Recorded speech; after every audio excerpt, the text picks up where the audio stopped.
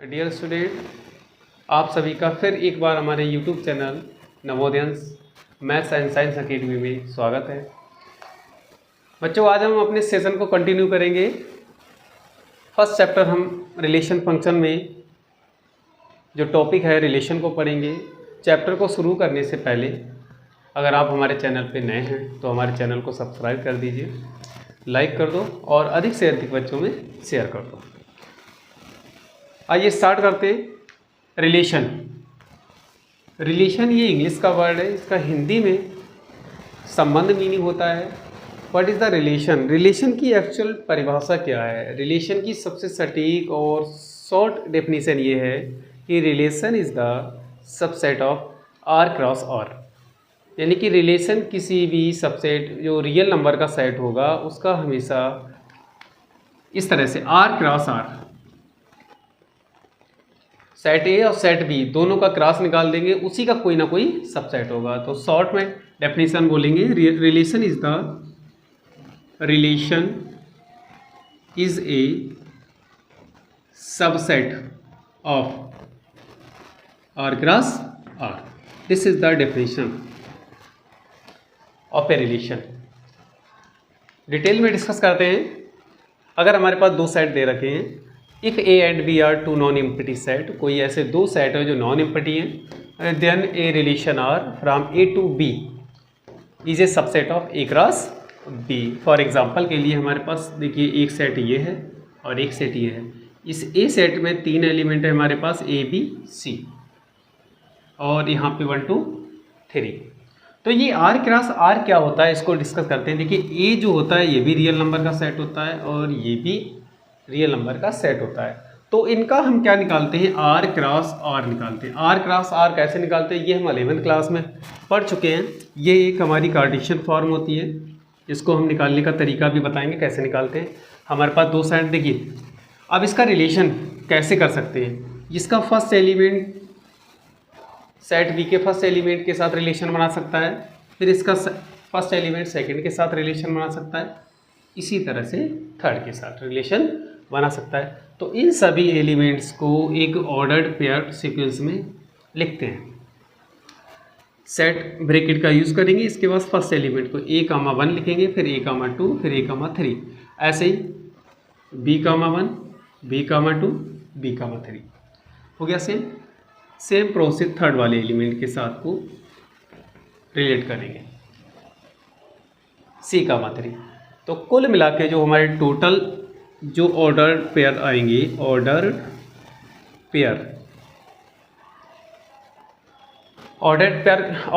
Pair होते क्या हैं? ये हमारे ऐसे पेयर होते हैं जो एक सीक्वेंस में होते हैं, बिल्कुल क्रम से होंगे। ऐसा नहीं कि पहला हमने यहाँ से उठा लिया, लास्ट वाला अंत से उठा लिया और उनको अरेंज कर दिया, ऐसा नहीं होगा, बिल्कुल एक क्रम में होंगे। तो इसीलिए इनका नाम पड़ा ऑर्डर्ड पेयर। टोटल हमारे पास होंगे 9, 1 2 3 4 5 6 7 8 9। क्यों 9 होंगे? 3 एलिमेंट इसमें हैं और 3 एलिमेंट इसमें हैं। 3 से मल्टीप्लाई करेंगे तो 9 से सब सेट निकल के आ जाएंगे। ये पूरा हमारा क्या हो गया? एक सेट बन गया और सेट के अंदर ये हमारे सबसेट प्रेजेंट हैं। तो यही सबसेट जो होते हैं वो रिलेशन को डिफाइन करते हैं। अब हम इसमें कुछ फैक्टर्स हैं उनको पढ़ लेते हैं। देखिए, R is a related from A to B. अगर आर हमारा ए टू बी किसी कारणवश से रिलेटेड है तो उसको जो हम साइन नोटेशन में जो हमने आपको कल बताया था किस तरह से दिखाएंगे, ए रिलेशन बी। और अगर ए उससे रिलेटेड नहीं है तो आर की जगह पे हम उसको क्रॉस कर देंगे इस तरह से। इसका मतलब है ये इससे रिलेशन नहीं रखता है। फिर ये 3 टर्म्स आते हैं, बहुत ज़्यादा यूज़ किए जाते हैं, 1 2 3, डोमेन, रेंज और कोडोमेन। डोमेन क्या होती है? डोमेन को हिंदी में बोलते हैं प्रांत, रेंज को बोलते हैं परिसर और कोडोमेन को बोलते हैं सहप्रांत। हिंदी कन्वर्जन है। डोमेन क्या होती है? ये जो हमने दो सेट लिए थे, इसका जो फर्स्ट सेट होता है ये ए वाला, ये पूरा हमारा डोमेन सेट कहलाता है। जो फर्स्ट सेट होगा, तो इसीलिए यहाँ पे लिखा हुआ है set of all element of set A. यानी कि फर्स्ट सेट के जितने भी एलिमेंट होंगे वो डोमेन सेट कहलाएंगे। इसके बाद दूसरा है रेंज। क्या होता है? जो हमारा सेकंड वाला सेट होगा, all element of the set B which related to every element of set A. यानी कहने का अर्थात ये है कि बी सेट के वो सभी एलिमेंट जो सेट ए से रिलेशन रखते हैं वो उसका परिसर यानी कि रेंज कहलाएगा। उसके बाद सहप्रांत क्या होती है? कोडोमेन। जो होल सेट बी होता है वो हमारा कहलाता है कोडोमेन या सहप्रांत। अब यहाँ पे कन्फ्यूज़न ये आ रहा है कि रेंज का सेट वो भी सेम है और कोडोमेन का सेट वो भी हमारे पास कैसा है? सेम है, क्योंकि दोनों में सेम एलिमेंट आ रहे हैं। तो एक एग्जांपल दूसरी यहाँ पे हम पुट कर रहे हैं, इसके माध्यम से समझते हैं। देखिए 1 2 3 A B C D, first A के साथ रिलेशन है, सेकंड बी के साथ, थर्ड सी के साथ। ये हमारा ए सेट है, ये हमारा बी सेट है, ये कोई रिलेशन हमारा बना हुआ है। अब देखिए इसमें क्या होगा कि ये जो फर्स्ट 3 एलिमेंट है ये तो डोमेन सेट में कन्वर्ट हो जाएंगे। बाकी के जितने ने रिलेशन बनाया है, केवल 3 ने बनाया है ना, तो वो हमारा रेंज सेट बनके तैयार हो जाएगा।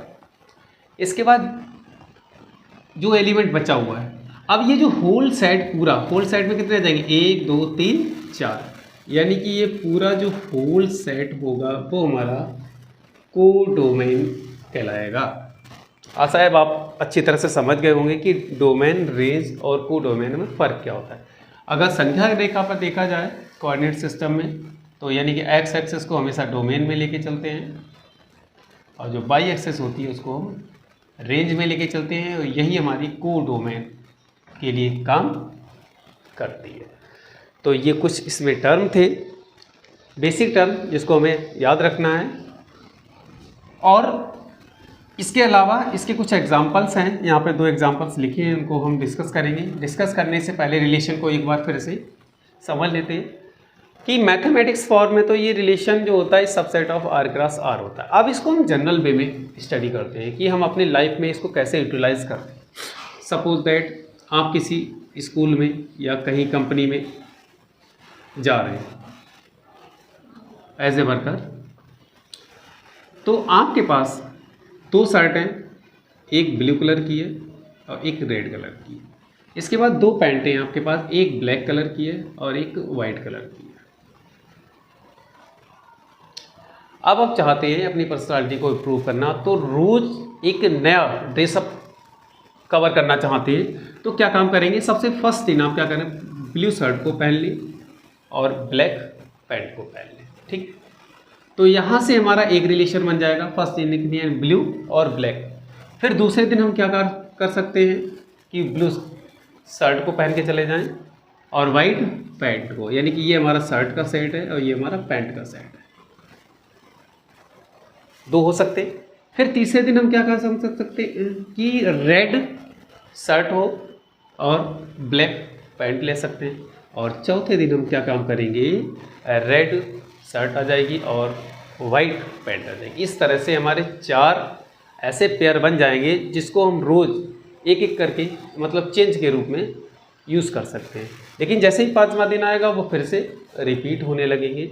तो यानी कि जो हमारे 4 सेट बनके सबसेट बनके आते हैं, यही हमारे कार्टेशियन प्रोडक्ट यानी कार्टेशियन फॉर्म में लिखे जाते हैं। तो इस तरह से हम रिलेशन को एक दूसरे से रिलेटेड करते हैं। ठीक है, तो आशा है आपको समझ में आ गया होगा अच्छी तरह से। अब इसके बेस पे कुछ क्वेश्चंस कर लेते हैं कि वास्तव में इन क्वेश्चंस को हम कैसे सॉल्व करेंगे अगर रिलेशन के हमारे पास आते हैं तब। देखिए हमारे पास एग्जांपल है सेट ए बराबर दिस, बी बराबर this, find the all even number का एक ऐसा सबसेट निकाल के तैयार करना है जो कैसा होना चाहिए? इवन नंबर का। तो सबसे पहले इसका ए क्रॉस बी आप बना लीजिए। ए क्रॉस बी बनाने के लिए देखिए वही तरीका, फर्स्ट एलिमेंट और इसका फर्स्ट के साथ 1, 2, फिर फर्स्ट एलिमेंट थर्ड के साथ सेम प्रोसेस, 2, 2 के साथ, फिर 2, 3 के साथ, फिर 3, 2 के साथ और 3, 3 के साथ। इस तरह से हमारा ये एक सेट बन के तैयार हो गया। अब इसमें हमें एक ऐसा सेट फाइंड करना है जो दोनों कैसे होने चाहिए, इवन होना चाहिए। इवन के लिए देखिए ये फर्स्ट ऑड है, सेकंड इवन है, कैंसिल हो गया, इसमें दोनों हमारे ऑड है, ये भी इवन है और ये भी इवन है, ये भी क्रॉस हो गया, ये भी क्रॉस हो गया, ये भी क्रॉस हो गया, तो ये दोनों एलिमेंट हमारे इवन आना चाहिए। तो एक ऐसा सेट हमारा निकल के आएगा आर रिलेशन इवन का, जो निकल के आएगा वो केवल हमारा आएगा 2 निकल के आएगा जो इवन का होगा, ठीक है, ये वाला सेट, बस दैट इज सॉल्व, यही हमारा आंसर हो जाएगा। नेक्स्ट क्वेश्चन है कि write all ordered pair which is satisfy y equal to x², और इसके लिए हमारे पास है सेट A बराबर 1, 2, 3 और B बराबर 2, 4, 6, 2 सेट है। पहले तो हम इसका A क्रॉस B निकालेंगे। A क्रॉस B निकालने का तरीका, फर्स्ट एलिमेंट, ये कम की ज़्यादा एलिमेंट हो जाएंगे, केवल 2 के साथ लीजिएगा। फर्स्ट एलिमेंट फर्स्ट के साथ, फिर फर्स्ट सेकंड के साथ, फिर फर्स्ट 4 के साथ, फिर फर्स्ट 6 के साथ, फिर सेकंड 1 के साथ, सेकंड 2 के साथ, सेकंड 4 के साथ और सेकंड 6 के साथ। इस तरह से हमारे ये रिलेशंस बन के तैयार हो गए। अब हम इसको क्या काम करेंगे,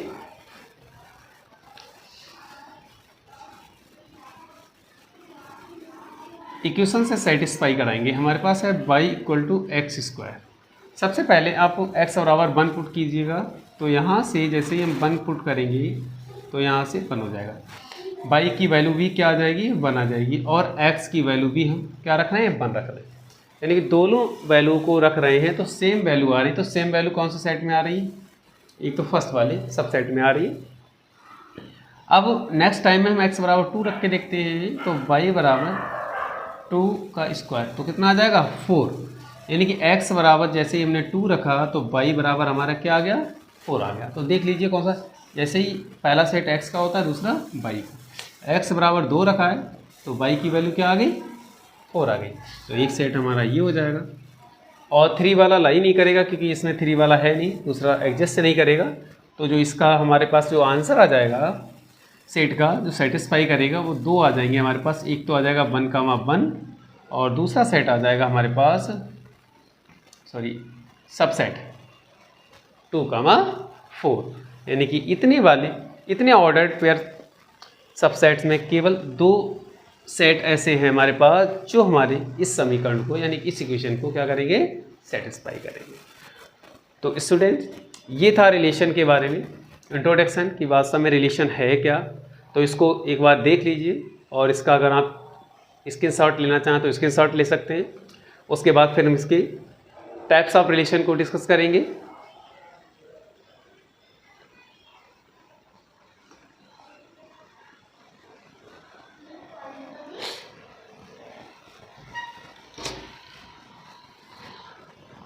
आइए डिस्कस करते हैं टाइप्स ऑफ रिलेशन।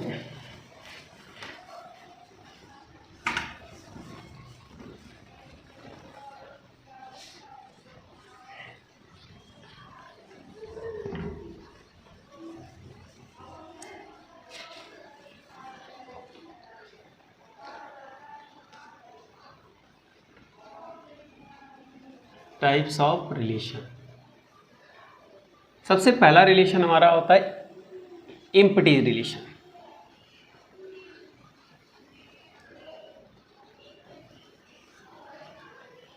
कैसे इसको डिफाइन करेंगे, a relation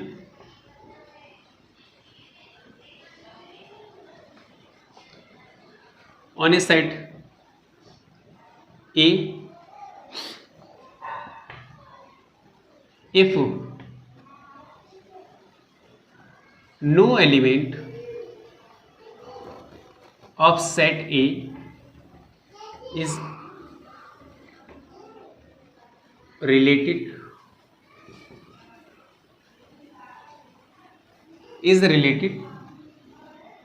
to set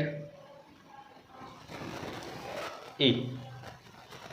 A relation on a set A if no element of set A is related to the set ए, यानी कि दो ऐसे सेट हम यानी कि हम लेके चल रहे हैं हमेशा। सेट को कैसे हमने कहा, रिलेशन की परिभाषा की क्या थी कि relation is a subset of R cross are.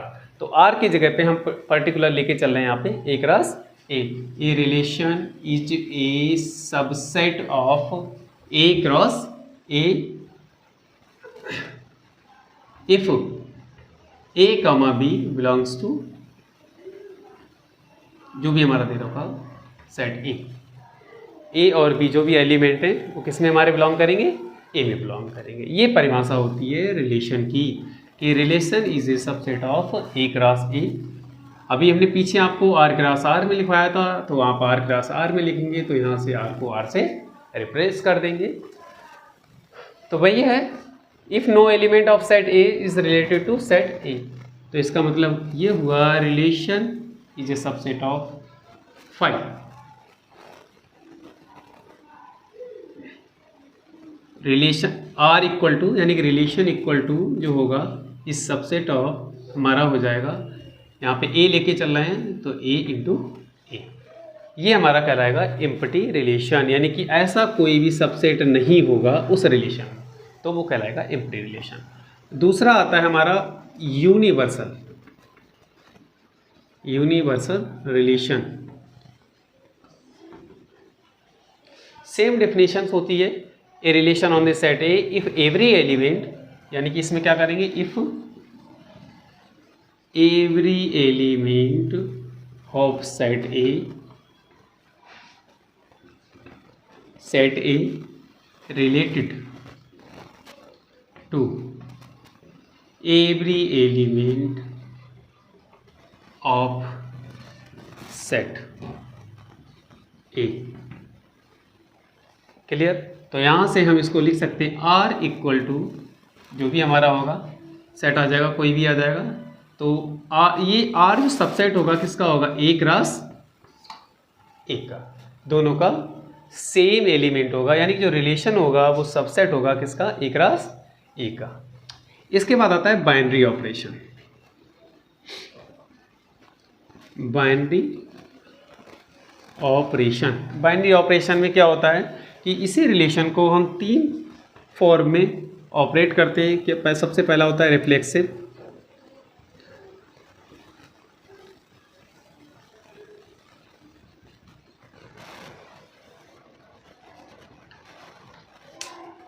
If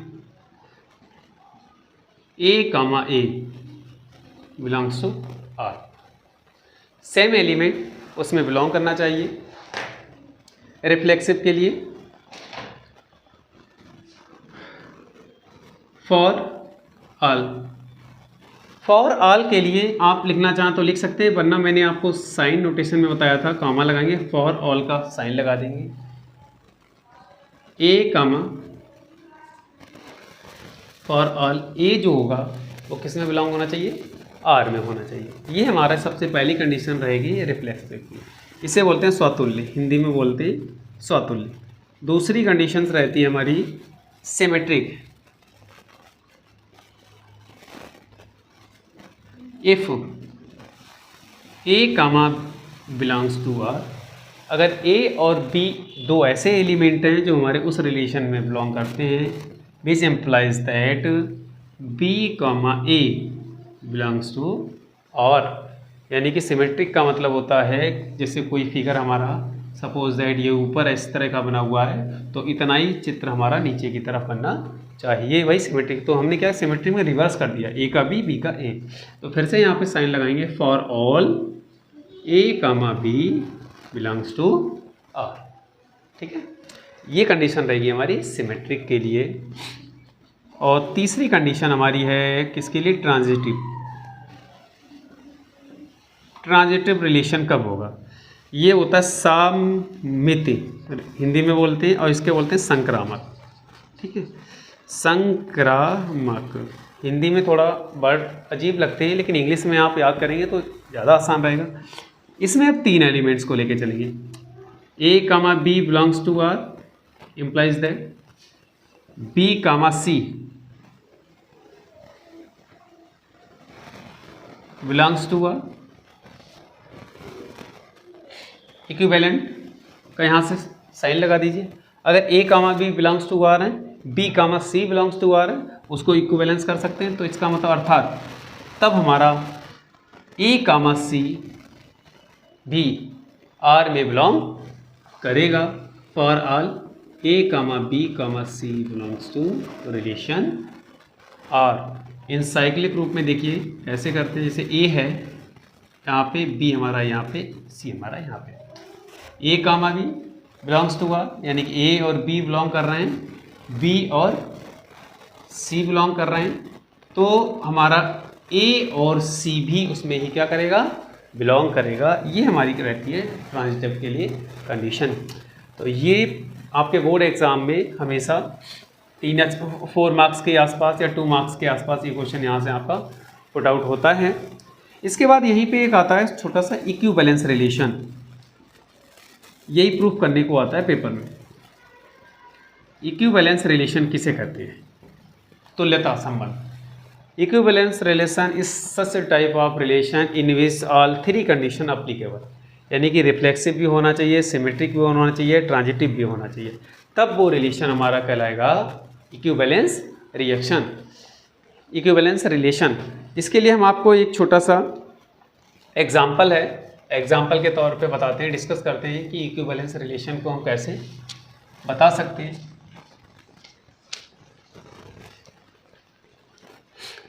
एक हमारे पास एग्जाम्पल है, if x is set of real number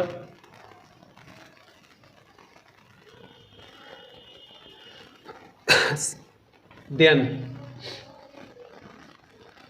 prove that, क्या प्रूव करना है कि relation r equal to a comma b दे रखा है, a belongs to x comma b belongs to x तथा a बराबर b कामा b बराबर c।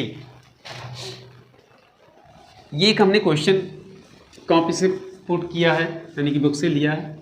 अब इसको हमें प्रूफ करना है कि ये रिलेशन हमारा इक्विवेलेंस है या नहीं है। तो इक्विवेलेंस के लिए सबसे पहली कंडीशन जो रिफ्लेक्सिव की हमने आपको बताई थी कि दोनों के सेम एलिमेंट उस रिलेशन में बिलोंग करनी चाहिए। A बिलोंग्स टू R, देख लीजिए, A बराबर B, यानी कि कोई भी पॉइंट को हम हमेशा लेते हैं A कामा B के रूप में या X कामा Y के रूप में। जब भी कोई बिंदु हम पुट करेंगे वो A कामा B, हमने दोनों बिंदु ले लिया, यानी कि A और B के रूप में ले लिया, लेकिन कंडीशन यहाँ कह रहा है कि A B किसके बराबर है, B के बराबर। जब A B के बराबर है तो सीधी सी बात है A comma A belongs to R। पहली कंडीशन हमारी एप्लीकेबल हो गई। दूसरी कंडीशन है हमारे पास सिमेट्रिक की। सिमेट्रिक में क्या कहता है कि A comma B belongs to R, ठीक है। A कामा B यानी A बराबर B है, लिख सकते हैं। Implies that B comma C, symmetric के लिए रहेगा हमारे पास हाँ A कामा B और B कामा A, दोनों सेम एलिमेंट रहेंगे, A B और उसको उल्टा कर दीजिए P A। ऐसे ही हमारे पास हो जाएगा B comma C belongs to R and C comma B belongs to R। Clear? दोनों सिमेट्रिक हैं, एक दूसरे के जस्ट रिवर्स हैं, यहाँ पे भी इक्वल का है और यहाँ पे भी इक्वलिटी दे रखी है। तीसरी कंडीशन हमारे पास रहेगी ट्रांजिटिव। क्या है? A comma B belongs to R implies that B comma C belongs to R which is equivalent to then A comma C also belongs to R। ऊपर से देख लीजिए A बराबर B है और B बराबर C है, तो B से B कट जाएगा, तो A बराबर किसके आ जाएगा, C के। तो A comma C belongs to R। For all A comma B comma C belongs to R। यानी कि हमारी तीनों कंडीशंस सेटिस्फाई हो रही हैं। तो इसका मतलब ये है, ये जो दिया हुआ स्टेटमेंट है वो हमारा इक्विवेलेंस रिलेशन को फॉलो कर रहा है। तो स्टूडेंट, आज का जो रिलेशन का जो टॉपिक था वो हमारा बस यहीं तक है। बस इसके आगे ज़्यादा आपका सिलेबस नहीं है, इतने से ही आपको सब कुछ मिल जाएगा। तो इसको अच्छी तरह से समझ लीजिएगा और इसके जहाँ से ज़्यादा हो सके क्वेश्चंस को अटेम्प्ट कीजिए।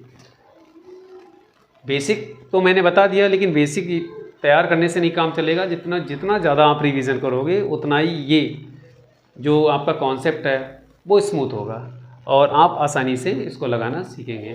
तो आज के लिए इतना ही था। Thank you for watching this video and have a good day.